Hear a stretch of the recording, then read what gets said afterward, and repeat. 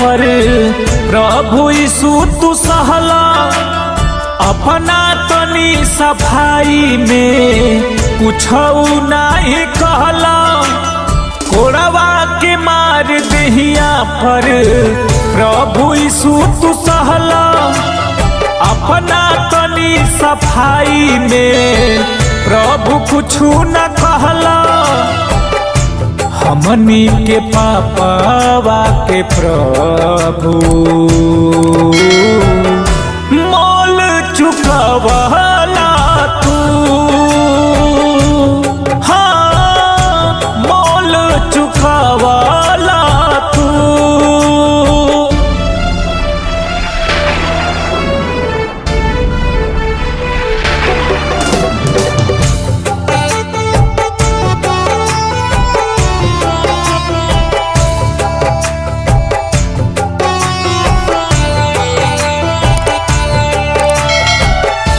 दुनिया के पाप के बोझ के उठावला हमनी के खातिर अपन जनम गवावला।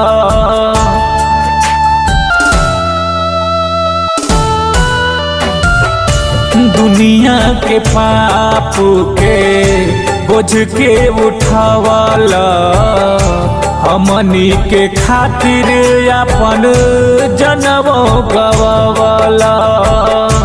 हमनी के पापावा के प्रभु